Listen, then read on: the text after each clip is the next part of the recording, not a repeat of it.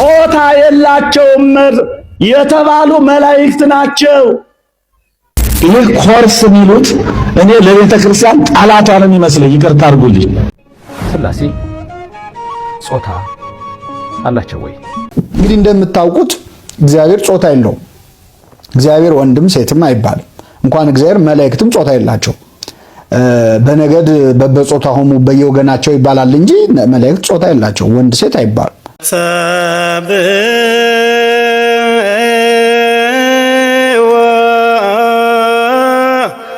ሰላም እንዴት ናችሁ? ወደ ተከበራችሁ የሰብቡ ሚዲያ ተከታታይ ቤተሰቦቻችን ዛሬ እንግዲህ በተለየ ፕሮግራም ተገኝተናል። ይህ ከዚህ በፊት የጀመርኩት ሰብቡ መረጃ የተሰኘ ፕሮግራማችን ነው። ዛሬ እንግዲህ የተለየ መረጃ ሰሞኑን በማህበራዊ ሚዲያ ላይ ሲሰራጭ የነበረው ሥላሴ ጾታ አላቸው የላቸውም፣ አካል አላቸው የላቸውም በሚል ሰሞኑን ሊቀ ሊቃውንት ቆሞስ የአራት ጉባኤ መምህር ናቸው እንግዲህ ሚዲያ ላይ እንዳየነው እና ይህንን ጥያቄ ምን ጥያቄ ጠየቁ እሳቸው፣ ምንስ መልስ መለሱ እና ደግሞ ለሱ የሚሆን መልስ እነ ዲያቆን ሄኖክ ኃይሌ እንዲሁም ዶክተር ዘበነ መምህር ዶክተር ዘበነ የመለሱትን አጥጋቢ መልስ ወደ እናንተ እናቀርባለን ማለት ነው። እስኪ ከዚህ በፊት የተናገሩት ደግሞ ንግግር አለ። ያም የኮርስ በተመለከተ ነው። ቅድስት ቤተክርስቲያናችንን ኮርስ አያስፈልግም፣ ኮሌጅ አያስፈልግም የሚል ንግግርም አግኝተናል። እስኪ ምን ይላሉ? እስኪ እንስማና ወደ ቀጣዩ ወደ ዋናው የፕሮግራም እንሄዳለን። እስኪ እንስማቸው። ይቅርታ አድርጉልኝ እንግዲህ ይሄ ኮርስ የሚሉት እኔ ለቤተ ክርስቲያን ጣላቷ ነው የሚመስለኝ። ይቅርታ አድርጉልኝ። በቃ የነበረውን ነገር ሁሉ ብትንትና አድርጎ መጣል፣ ደፋር መሆን። ይሄ ኮሌጅ የሚሉት ይሄ ኮርስ የሚሉት ነገር ሲጀመር ኮርስ ምንድነው? ቁርስ እንደሆነ እንጂ አሁን ቁርስ ለምሳ መድረሻ እኮ ነው ቁርስ። ይሄ ኮርስ ምን ኮርስ አድርጌ ነው የምወስደው። ቁርስ ደግሞ አያጠግብም አይደል እንዴ? ምሳ ካልበላን አንጠግብም። ትርጓሜን ካልያዝነው አሁንም ቀላል ነው። ምን ሆነ አድጦም ይጥላል። በቃ አሁን ስናያቸው ዛሬ ተሳዳቢዎች የሆኑት የሚሳደቡ በዓለም ሁሉ ተሳዳቢ ሰባኪ የሆኑ የኮርስ ሰዎች ናቸው። ይገርታል። የትርጓሜ ሰዎች አንገታቸውን የደፉ ናቸው። ምንድነው የሚባል ራይ ትርጓሜ የሚባል እየጎተተ እየሳበ ቤተክርስቲያን ወደኋላ ያስቀራት የሚሉ እኮ ሰምቻለሁ። ወደኋላ ያስቀራት ኮርስ ነው። ሁሉን ባለጌ አድርጎ ሁሉን ሰባኪ አድርጎ ስታዩ ጠያቂ ጥያቄው ደግሞ እንቅፋት ለመፍጠር ነው፣ ለመረዳትም አይደለም። ስለዚህ እኔ ኮርስ እና ኮሌጅ ጠላት ነው እንደዚህ ይቀርባል። በቃ እንግዲህ ያው እንደሰማችሁት ነው። ለቤተ ክርስቲያን ኮርስ ለቤተ ክርስቲያን ጠላት ነው የሚመስለኝ እያሉ ያው በየመድረኩ በመሰለኝ የሚያስተምሩ መምህር ናቸው። እንግዲህ እስኪ በጣም ሊቃውንት ናቸው፣ ሊቃውንት ናቸው። እኔ እንጃ እኔ በጣም ማለት ምን እንደምንል ግራ የሚያጋባ ነገር ነው። እስኪ አሁን ደግሞ ይባስ ብለው ሥላሴ አካል አላቸው ወይስ የላቸውም እያሉ በዚያው በመድረክ ላይ እየተናገሩ ይገኛሉ። እስኪ ዲያቆን ሄኖክ ኃይሌ በዛው አያይዞ የመለሰውን መልስ እንሰማለን። ሥላሴ አካል አላቸው የላቸውም? ሲላቸውም ተናገሩ። ጾታ አላቸው የላቸውም? ተናገሩ። አይዟችሁ፣ ወይም የላቸውም ወይም አላቸው በሉ። የላቸውም ያገር ያለ መብረቅ ማለት መምጣቱ በጣም ይገርማል። እናንተ አንድ ሰው ሲሰብክ ስለሰማው ሊቀ ስልጣናት እንኳን ኖሩ ዛሬ አንድ ምሁር ሲያስተምር ሰምቻለሁ። ይሄን ነገር ሃይ መባል መቻል አለበት። ጾታ የላቸውም የተባሉ መላእክት ናቸው እንዴ? ከሦስቱ አካላት አንዱ አካል አካል የሌለው ነው እንዴ ከመቤታችን ሰው የሆነው? ለእግዚአብሔር አካል አለው። ዓይን፣ ጆሮ፣ አፍንጫ ብሎ ወኩሎሙ መልክዓ ጽዱቃት የታወቁ የተለዩ መልክዓት አሉት አላለማት ነው እንዴ? ነውር እኮ ነው። ለአብ ፍጹም አካል ፍጹም መልክ ፍጹም ገጽ አለው። ለወልድ ፍጹም አካል ፍጹም መልክ ፍጹም ገጽ አለው። ለመንፈስ ቅዱስ ፍጹም አካል ፍጹም መልክ አለው ስንል ከምን እስከ ምን ተተርጉሟል እኮ። ከራስ ጠጉር እስከ እግር ጥፍር አልተባለ? ነውር ነው። ወላዲተ አምላክን እንደው በዚህ አንገቴን እሰጣለሁ። ባጭሩ እግዚአብሔር አካል አለው ስንል ዓይን አለው፣ ጸጉር አለው፣ እጅ አለው፣ ትከሻ አለው እንደዚህ ስንል እግዚአብሔር ጾታ የለውም። ጾታ ለፍጥረታት የተሰጠ ስለሆነ አንቺ ሥላሴ እንላለን፣ አንተ ሥላሴ እንላለን። ለሥላሴ ጾታ የላቸውም። እንኳን ለሥላሴ ለመላእክት ጾታ የላቸውም። የወንድም የሴትም ጾታ የላቸውም። እንኳን ለመላእክት ለሰው ነፍስ የወንድም የሴትም ጾታ የላቸውም። ስለዚህ ምንድነው እግዚአብሔርን ረቂቅ አካል አለው። ያንን አካል አባ ሕርያቆስ ሲናገር ምን ይላል? አልቦቱ ለመለኮት የማን ወጸጋም፣ ለመለኮት ቀኝም ግራም የለውም። ላይል ወታይት፣ ላይም የለውም ታችም የለውም። ወዘባን እንተ ድር፣ ጀርባም የለውም ፊትም የለውም። በዘይት ራእይ ወበዘይት ገመር፣ ሰው እንደሚያውቀው አኮ ዘቦቱ ለመለኮት ክበብ ከመፀሐይ፣ ለመለኮት እንደ ፀሐይ ያለ ክብ አካል የለውም፣ እንደ ሰውም ያለ ፊት የለውም። ማለት ከፍጥረታት ሕግ በላይ ነው። አካሉ ረቂቅ ነው። ሰው ሊያውቀው አይችልም።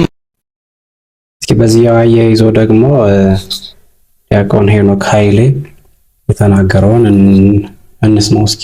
እግዚአብሔር አባታችን ሆይ በሉኝ አለ።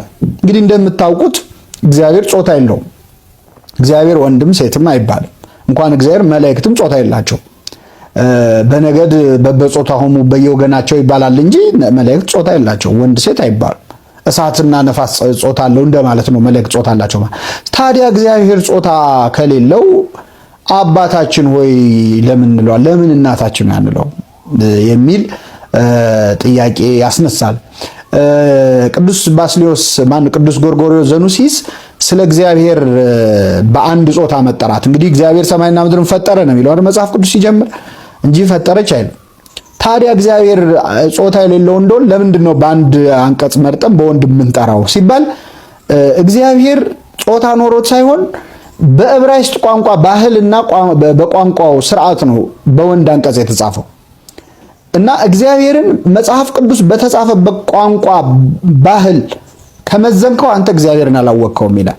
ለምሳሌ በአርሜኒያ ቋንቋ ከዓለማችን ወንድም ሴትም የሌለው ቋንቋ ነው። ጀንደር ኒውትራል የሚባል ቋንቋ በአርመንኛ የሚያወራ ሰው አንተም አንቺም አይልም። ስለዚህ በአጋጣሚ እንደው መጽሐፍ ቅዱስ የተጻፈው በአርሜኒያ ቢሆን ኖሮ እግዚአብሔር ጾታ አይኖረውም ነበር ማለት ነው። ግን አሁን የተጻፈው በዕብራይስጥ ስለሆነ በወንድ አንቀጽ ተጻፈ እንጂ እግዚአብሔር ወንድም ሴትም አይደለም። ግን አባታችን ወይ ብቻ አይደለም እናትም ተብሏል እግዚአብሔር። ቅዱስ ያሬድ በተለይ በኢትዮጵያ ቤተክርስቲያንማ በጣም ብዙ ቦታ እግዚአብሔር በእናት ተጠርቷል። አንተ አቡነ ወአንተ እምነ፣ አንተ አባታችን አንተ እናታችን። ሐዋርያቱን ሾመ አርድእቱ ንግር ሐዋርያቱ ከበበ ግራ አርዳዩ ሐጸበ። እናትማ አባት ሆናቸው ይላል። ከዛ ጥበብንም አስተማራቸው ይላል። ስለዚህ እግዚአብሔር በእናትም የሚጠራው በእኛ ቤተክርስቲያን ነው። ራሱም ጠርቷል ብዙ ቦታ ላይ እናት ልጇን እንደምታጽናና እንዲሁ አጽናናቸዋለሁ። ጽዮን እግዚአብሔር ትቶኛል ጌታም ረስቶኛል አለች። በውኑ ሴት ከማህፀኗ የተወለደውን ትረሳ ዘንድ ትችላለችን?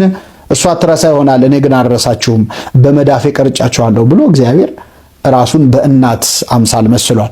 ቅድም በጠቀስነው በሉቃስ ወንጌል ምዕራፍ 15 ላይ እግዚአብሔር መጀመሪያ ላይ እረኛ አድርጎ ራሱን መሰለ፣ መጨረሻ ላይ አባት፣ መካከል ላይ ግን እናት ነው። ድሪም የጠፋባት ቤት ውስጥ ስትፈልግ የነበረች ሴት አድርጎ እግዚአብሔር ራሱን በሴት አንቀጽ ጠርቷል። ቅድስት ሥላሴ የሚለውንም ቃል ስንተነትነው በእርግጥ በስመ አብ ወወልድ ወመንፈስ ቅዱስ አሐዱ አምላክ በቅድስት ሥላሴ የሚለው ቀጥተኛ ትንታኔው ንጹሕ ልዩ ክቡር ጽሩይ ወይም ጽኑ የሆነች ሶስትነት ማለት ነው። ሶስትነቷ ነች ቅድስት የተባለችው። ይሁንና ግን በሌላ መልኩ ሥላሴ ወይም እግዚአብሔር ወላዲ ዓለማት፣ ፈጣሪ ዓለማት፣ መጋቢ ዓለማት መሆናቸውን ለማሳየት በሴት አንቀጽ እግዚአብሔር ይጠራል ተብሎ ይተነተናል። እንግዲህ እንደሰማችሁት ነው። ይሄኛው ትክክለኛው አስተምሮ የኢትዮጵያ ኦርቶዶክስ ተዋሕዶ ርትዕት የሆነች የኦርቶዶክስ አስተምህሮ ትክክለኛው ይሄ ነው ማለት ነው። እንዲሁም መምህር ዶክተር ዘበነ ደግሞ እጅግ በጣም ሰፋ ባለ መልኩ አዘጋጅተውልናል። ሥላሴ ጾታ አላቸው የላቸውም የሚለውን እሱን ደግሞ እንመልከት እስኪ። ረዘም ያለ ቪዲዮ ነው። ሁላችሁም እስኪ በጽናት በመከታተል እንስማው እስኪ። ሥላሴ ጾታ አላቸው ወይ? የሥላሴ አካል የሚዳበስ የሚዳሰስ ነው ወይ? ይህንን ዛሬ እንማራለን። በተለይ አንዳንድ ሰዎች በቤተክርስቲያን ሆነው አንዳንዶቹ ከመመራመርም የተነሳ ይመስለኛል፣ አንዳንዶቹ ደግሞ ምስጢር ካለማደላደል ይመስለኛል፣ ሌሎቹ ደግሞ ካለመረዳት ይመስለኛል። ምንም ይሁን ብቻ የቤተ ክርስቲያናችን አስተምሮ ጠንቅቆ ማወቅ ጥሩ ነው። ምክንያቱም እኔም ሳስተምራችሁ የቤተክርስቲያን ትምህርት ይሄ ነው እላችኋለሁ፣ ሌላውም ሲያስተምር የቤተክርስቲያን ትምህርት ይሄ ነው ይላል። ከዛ ደግሞ እናንተ የተሰጣችሁን ነገር ይዛችሁ በመጽሐፍ ቅዱስ መመልከት፣ መመርመር፣ የቤተክርስቲያኗን እውነተኛ ትምህርት ማወቅ ያስፈልጋል። ዘመኑ አሁን እንደ ድሮ አይደለም። ድሮ ሰው በፈለገበት እንደፈለገ ሊተነፈስና ሊያወራ ይችላል። ማንም አይቀርጸው። ቪዲዮ የለ፣ ምን የለ፣ ቲክቶክ የለ፣ ዩቲዩብ የለ፣ ፌስቡክ የለ፣ ኢንስታግራም የለ፣ ወሬኛም የለ፣ ለፍላፊም የለ፣ እነዚህ ሁሉ የሉ። አሁን ከጊዜ ወደ ጊዜ ቆመጠጠ ትውልድ ላይ ስለምንመጣ አንድ ሰው እንደው እንዲሳሳት እንኳን አይፈለግም። እንዲሳሳት እኔ ሁሌ እንደምላችሁ አንድ ሰው የሆነ ትምህርት ሲያስተምር ድንገት እዛ ላይ የስህተት ነገሮች ካሉ ሁለት አይነት ስህተቶች አሉ። አንድ ዳህፀ ልሳን፣ ሁለት ዳህፀ ምስጢር። ምን ማለት ነው? ዳህፀ ልሳን የአፍ ስህተት ከአፍ ሲናገር ሰውየው ነቢዩ ኢሳይያስ ስላለው ብሎ ነቢዩ ኤርሚያስ ሊል ይችላል። ይሄ ዳህፀ ልሳን ይባላል። ዳህፀ ምስጢር የሚባለው ደግሞ ዳህፀ ምስጢር የሚባለው እንዴት ነው ልበላችሁ? ወልድ አብ ነው መባል ያለበት እንጂ ወልድ መባል የለበትም። እንዴት ወልድ ይባላል ብሎ ቢያስተምር አንድ ሰው በሥላሴ ትምህርት ላይ ምስጢር አፋልሷል። ትምህርቱም ስህተት ነው። ስለዚህ እንዲታረም ይሆናል ማለት ነው። እንደዚህ ነው። ስለዚህ በደረሰኝ ትምህርት ላይ ያየሁት ሥላሴ አካል አላቸው፣ ሥላሴ ጾታ አላቸው። ስለዚህ ልክ እንደኔ ዓይን እንደኔ እጅ የሚል ነው የሰማሁት። ከዛ ወዲያ ብዙ ማብራሪያ ሊኖር ይችላል፣ ግን ቃሉ አጭር ስለሆነ እዛ ላይ ብዙ ነገር ስላለው ብዙ ሰዎች እንደተሳሳቱበትና ወይም ደግሞ እንዴት እንዲባላል እንዴት ነው ይሄ ነገር የሚል ነው እንግዲህ በአብዛኛው ወደ እኔ ጥያቄውን የላካችሁትና እግዚአብሔር መንፈስ ቅዱስ በእኔም በእናንተ ላይ ይደርና ምስጢረ ሥላሴ በዚህ ውስጥ ባጭሩ እንመልከት። መጀመሪያ አካል አላቸው ወይ የሚለውን እኔ፣ ሁለተኛ ጾታ አላቸው ወይ። ይሄ ትምህርት በምስጢረ ሥላሴ ውስጥ የሚሰጥ ትምህርት ነው። የቤተ ክርስቲያኗ አንዱ የትምህርት ምሰሶ የሆነው ምስጢረ ሥላሴ ነው። አሁን ክርክር አብ ወልድ መንፈስ ቅዱስ አሉ ወይ የሉም ወይ አይደለም ክርክሩ። አካል ፍጹም ገጽ ፍጹም አካል አላቸው ወይ የሚለው የመጀመሪያው ማንም ከልጅነቱ ጀምሮ ሲማር ምስጢረ ሥላሴ ይህን ያውቃል። ምንድነው? ለአብ ፍጹም ገጽ ፍጹም መልክ አለው፣ ለወልድም ፍጹም ገጽ ፍጹም መልክ አለው፣ ለመንፈስ ቅዱስም ፍጹም ገጽ ፍጹም መልክ አለው እንላለን። አካል አለው የሚለው ነው። ስለዚህ ምን አይነት አካል ያለው የሚለው ነው መጠየቅ የሚያስፈልገው። ለምሳሌ እኔ እጅ አለኝ፣ በእግዚአብሔር አርአያና አምሳል ተፈጥሬያለሁኝ። እርግጥ ነው በእግዚአብሔር አርአያና አምሳል የተፈጠርኩ ሰው ነኝ። ዓይን አለኝ፣ ጆሮ አለኝ፣ አፍ አለኝ፣ አካል አለኝ። አብ ወልድ መንፈስ ቅዱስ ፍጹም ገጽ ፍጹም መልክ ፍጹም አካል አላቸው ብለን ስንል እንደኛ የሚዳበስ የሚዳሰስ ነው ወይ? በፍጹም በፍጹም። በምስጢረ ሥላሴ ትምህርት በሥላሴ ነገር በነገረ ሥላሴ አብ ወልድ መንፈስ ቅዱስ የሚዳበስ የሚዳሰስ አካል የላቸው። መልክ አለው? አዎ። ገጽ አለው? አዎ። ምን አይነት ፍጹም የሆነ አካል ፍጹም የሆነ ገጽ አለው። ፍጹም ግን የሚዳበስ የሚዳሰስ አካል የላቸው። የሚዳበስ የሚዳሰስ እኔ አንድ ጊዜ የኢትዮጵያ ኦርቶዶክስ ተዋሕዶ ቤተክርስቲያን ቴሌቪዥን ላይ ይህንን ትምህርት አስተምሬ ነበር። አንድ ሰው እንዴት እንደዚህ ይባላል ብሎኝ አልተግባባንም ነበረ። በኋላ አንድ ቀን ነው ድንገት ተገናኝተን የተማረ ሰው ስለሆነ ስንነጋገር እንደዚህ መስሎኝ ነው አለኝ። አይ በዚህ መልክ ነው እኮ አልኩት። ተነጋገረ። ከዛ ውስጥ ብዙ ሰው ዛሬ በሚሰጡ ነገሮች ውስጥ አጠቃላይ ምንድነው የእግዚአብሔር ባህሪን ራሱ ነው ያስፈልጋል። ቆይ እስቲ ነፋስ ቦታ ይዛል አይዝም? ይዛል አይዝም? ነፋስ ይዛል።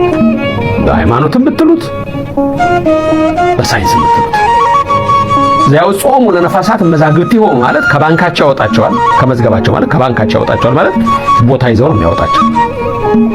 ሙፃ ነፋሳት ስንል ነፋስ የሚወጣበታል ከየት ወዴት እንደሚሄድ ስለ መዋዕረ ከዋክብት ፈለካት መቃት አቤት የቤተክርስቲያናችን ትምህርት ረቂቅ ነው፣ በጣም ረቂቅ ነው።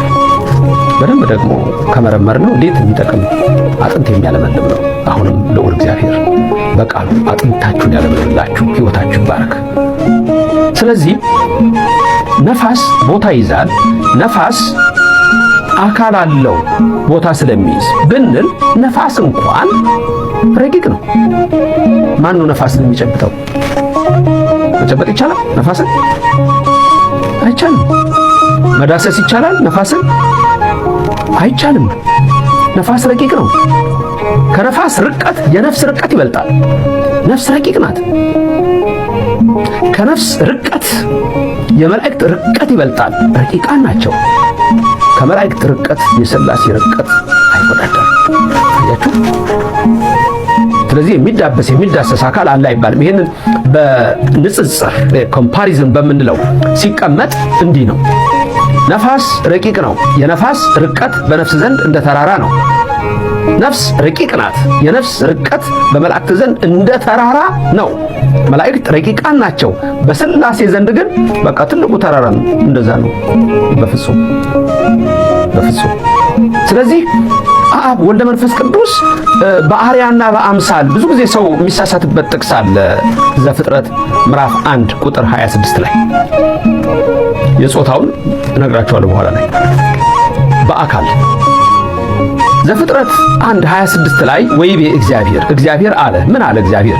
ንግበር ሰብአ በአርአያነ ወበአምሳሊነ፣ በአርአያችን እንደ ምሳሌያችን እንፍጠር አለ። አዎ እግዚአብሔር ዓይን አለው ወይ? አዎ። ጆሮ አለው ወይ? አዎ። እጅ አለው ወይ? አዎ። እግር አለው ወይ? አዎ።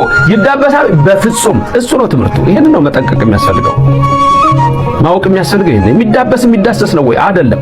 ውሱን ነው ወይ? አይደለም። በፍጹም። ቅድም ያልነው ነፋስ ውሱን ነው። በሥላሴ ዘንድ ሲታይ ውሱን ነው። ስለዚህ በአርአያውና በአምሳሉ ፈጠረን ማለት ብዙ ትርጉም የሚሰጠው ትንታኔ የሚሰጠው ረቂቅ የሆነ የእግዚአብሔር ቃል ነው። ስለዚህ በአርአያውና በአምሳሉ ፈጥሮናል ማለት ዋናው ራሱ አንድ ሥላሴን የምንመስልበት የነፍስ ጉዳይ ነው። ነፍስ ሶስት ባህሪያት አሏት።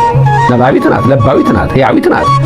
ስለዚህ ለባዊት ነባቢት ሕያዊት ተበላለችና በለባዊነቱ አብ፣ በነባቢነት ወልድ፣ በሕያዊነት መንፈስ ቅዱስ ይመሰላል። ሶስት ነፍስ አትባልም፣ አንድ ነፍስ ናት። አቡን ለመንፈስ ቅዱስ ሶስት ስም ነው፣ ሶስት አካል ነው፣ ሶስት ግብር ነው፣ ሶስት ክህነት ነው። ግን ሶስት አማልክት አይባልም። አብ አምላክ ነው፣ ወልድ አምላክ ነው፣ መንፈስ ቅዱስ አምላክ ነው። ሶስት አማልክት አይባሉም። አብ ሁሉን ቻይ ነው፣ ወልድ ሁሉን ቻይ ነው፣ መንፈስ ቅዱስ ሁሉን ቻይ ነው። ሶስት ሁሉን ቻዮች አይባልም። አብ ፈጣሪ ነው፣ ወልድ ፈጣሪ ነው፣ መንፈስ ቅዱስ ፈጣሪ ነው። ሶስት ፈጣሪዎች አይባልም፣ አንድ ፈጣሪ ነው። ክብርና ምስጋና ይግባው እግዚአብሔር። ስለዚህ ይሄንን ነው ጠንቅቀን ማወቅ የሚገባን። ስለዚህ ለአብ ፍጹም ገጽ ፍጹም መልክ አለው፣ ለወልድም ፍጹም ገጽ ፍጹም መልክ አለው፣ ለመንፈስ ቅዱስም ፍጹም ገጽ ፍጹም መልክ አለው ማለት የአካል ውስጥ ሆኖ ምንነካው ምንጨብጠው ምንዳድሰው ማለት አይደለም። ሁሌ ከምትሰሙት ላሰማችሁ። ቆይ መንፈስ ቅዱስ በእኔም በእናንተ ላይ ይደር። እነዚህን ቃላት ስሟቸው።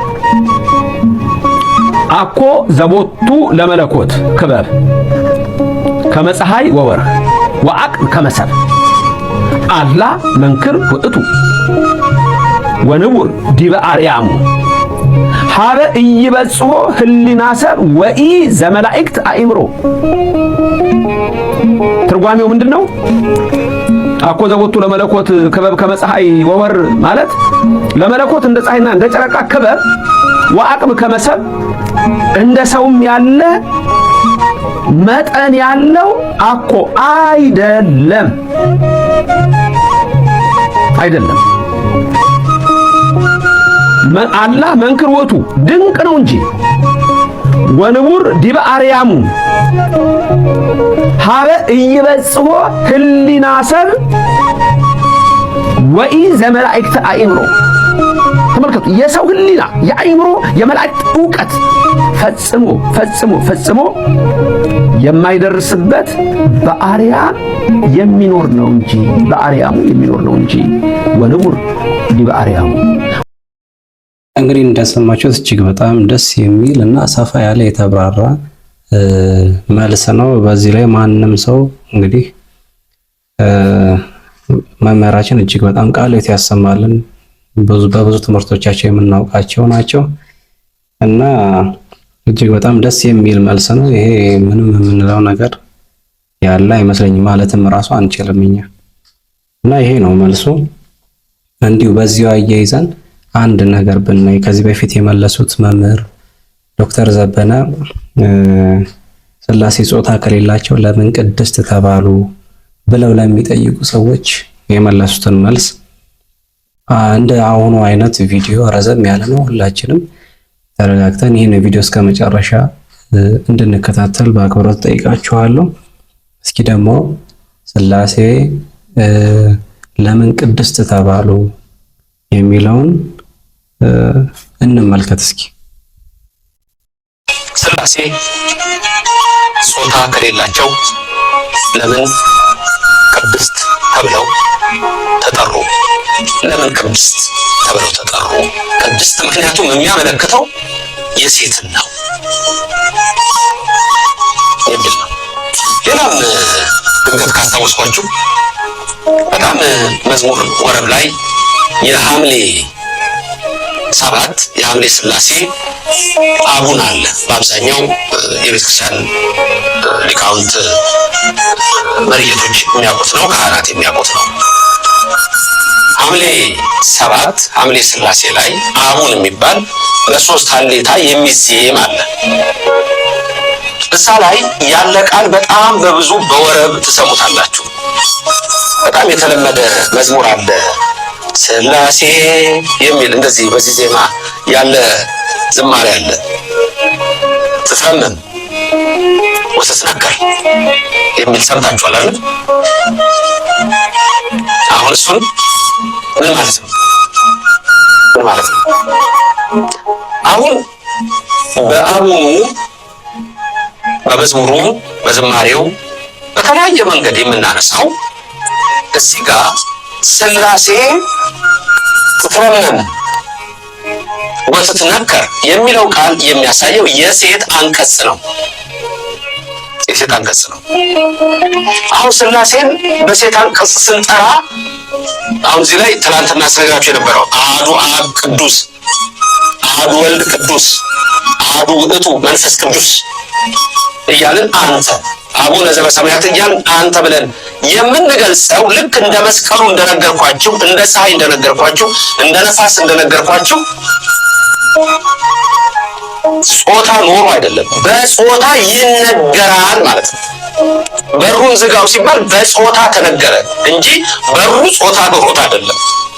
መስቀሉን ተሳለምሁ ስትሉ ጾታ ኖሮ ሳይሆን በጾታ ተነግሮ ነው። ስለዚህ ሥላሴ ትትረመም ወትትነከር የሚል ቃል አለ። ትርጉሙን በኋላ ላይ እነግራችኋለሁ ምን ማለት እንደሆነ። አሁን ወደ ዋናው መነሻ ስንገባ ቅድስት ሥላሴ ብለን ስንጠራ፣ ቅድስት ሥላሴ ብለን በምንጠራበት ጊዜ ምንድን ነው የምንለው? ሴት አንቀጽ ነው። ልክ ነው። ቅድስት ነው። ቅድስት ለሴት ነው። ለወንድ ሲሆን ምንድን ነው? ቅዱስ ነው። ስለዚህ ቅድስት ሥላሴ ስንል ቅድስት የምትለዋ ትርጉሟ ብዙ ሰው ይሳሳታል። እነዚህ አንዳንድ መምህራንም ሲናገሩት በትክክል ሳይገልጹት ሲያልፉት እሰማለሁ። በጣም አስተውሉ። የአብ ጸጋ የወልድ ቸርነት የመንፈስ ቅዱስ ኅብረት አንድነት አሁንም ይደር። ሚስጥር ጋር መንፈስ ቅዱስ በእኔ በባሪያው በእናንተ ይደር። እመቤታችን ከእኛ ጋር ትሁን። የልባችሁ ሐሳብ ይፈጸም። የሚያስጨንቃችሁ ከእግራችሁ በታች ይውደቅ። መንፈስ ቅዱስ በእናንተ ላይ እንደ ልብስ ይሁን፣ እንደ ዝናብም ይውረድ። በልባችሁ ይጻፍ፣ በአእምሯችሁ ይቅረጽ። አሜን። ይሁንልን፣ ይደረግልን። ቅድስት የሚለውን ቃል ለማወቅ የቅድስት የሚለው ቃል መነሻ ግሱ ምንድነው የሚለው ቀለል አድርጌ ስለምነግራችሁ በእርግጠኝነት ይገባችኋል። እግዚአብሔር ደግሞ ይግለጽላችሁ። ግዕዝ ቨርብ ግስ ሁልጊዜ ግሱ የሚነሳው በሶስተኛ መደብ ነጠላ ቁጥር ነው የሚነሳው። ሁልጊዜ በሶስተኛ መደብ ነጠላ ቁጥር ጾታ ወንድ ግዕዝ ግስ ቨርቡ የሚነሳው ከዛ ፈርስት ፐርሰን አይደለም፣ ሰከንድ ፐርሰን አይደለም፣ አንደኛ መደብ ሁለተኛ መደብ አይደለም። ይሄ ቋንቋ ትምህርት ነው። ግዕዝ እንማራለን ብያችኋለሁ። ሰርድ ፐርሰን ጀንደር ሜል፣ ነምበሩ ደግሞ ሲንጉላር ነው። ያ ምን ተብሎ ይጠራል መሰላችሁ? በግዕዙ ውእቱ ተብሎ ይጠራል። በእንግሊዝኛው ሂ የምንለው ውእቱ። ግዕዝ ግስ ሁልጊዜ ሲነሳ በሶስተኛ መደብ ጾታ ወንድ ቁጥር ነጠላ በውእቱ ይነሳል። ስለዚህ ይሄን ቅድስት የሚለውን ለማምጣት ምንድነው መነሻ ካላችሁኝ ቀደሰ የሚለው ቃል ነው። ቀደሰ የሚለው ቃል ትርጉሙ ሲገባችሁ ከዛ እንደ ቴክስቱ እንደ አውዱ ወይም እንደ ተቀጸለው ቅጽል ነው። በነገራችን ላይ ቅድስት የሚለው ሳብስ ቅጽል ይባላል። እንዴት ነው ይሄ ቅጽሉ ምንድነው የሚያመለክተው የሚለውን ለማወቅ በሶስት መንገድ ልንገራችሁ። ቀደሰ ትርጉሙ የቀደሰ ትርጉሙ ቀደሰ በሉ ቀደሰ አንደኛ ትርጉም አመሰገነ፣ ሁለተኛ ትርጉም ለየ፣ ሶስተኛ ትርጉም አከበረ። ከዚህም በላይ የተለያዩ ተመሳሳይ ትርጉሞች አንጥቶ በተለያየ ነገር ውስጥ ሊገባ ይችላል። ሶስቱን ግን ያዙ። ምንድነው ያልኩት? ቀደሰ የሚለው ቃል አንደኛ ምንድነው? አመሰገነ። ቀደሰ የሚለው ቃል ሁለተኛ ትርጉም ምንድነው? ለየ። ቀደሰ የሚለው ቃል ሶስተኛ ትርጉም ምንድነው? አከበረ። አመሰገነ፣ አከበረ፣ ለየ አይደል? ሌላ የምትጨምሩበት ስላላችሁ ቀጥታ ወስዳችሁ ቀደሰ አራት ትርጉም ልናደርገው ይችላል። ተመልከቱ። ቀደሰ መምህሬ ዘውዴ ቅዳሴ ቀደሰ ካልኩ ቅዳሴ ቀደሰ፣ አመሰገነ። እንደሱ ነው ማለት። መምህሬ ሀብተወልድ ቅዳሴ ቀደሰ ብል ወይም ቅዳሴ ቀደሱ ብል ያ በግዕዝ አንቱ የለም በነገራችን ላይ ሁሉንም አንተ ነው የሚለው። ስለዚህ መምህሬ ሞገሴ ቅዳሴ ቀደሰ ካልኩኝ ቀደሰ፣ አባ ሞላ ቅዳሴ ቀደሰ ካልኩኝ ቀደሰ፣ መምህሬ ሙሉጌታ ቅዳሴ ቀደሰ ካልኩኝ ቀደሰ የሚል ትርጉም ይኖራል። አሁን ይህን ትርጉም በአራት ቀደሰ የሚለው እንዳለ ውሰዱና ከዛ ቀጥሎ ምንድን ነው ያልኩት? ቀደሰ አንደኛ አመሰገነ፣ ቀደሰ ሁለተኛ ለየ፣ ቀደሰ ሶስተኛ አከበረ። ከዚህ ቀጥሎ ደግሞ ቀደሰ አመሰገነ፣ ቀደሰ ለየ፣ ቀደሰ አከበረ። ስለዚህ አሁን የትኛው ነው ቅድስት የሚለው እዚህ ጋር የሚለው ለመመልከት መጀመሪያ ቀደሰ የሚለው ቃል ሲረባ ሲገሰስ እንደውም የሰራዊት አለቃ ነው፣ ዋና ነው በግዕዝ ትምህርት ውስጥ። ቀደሰ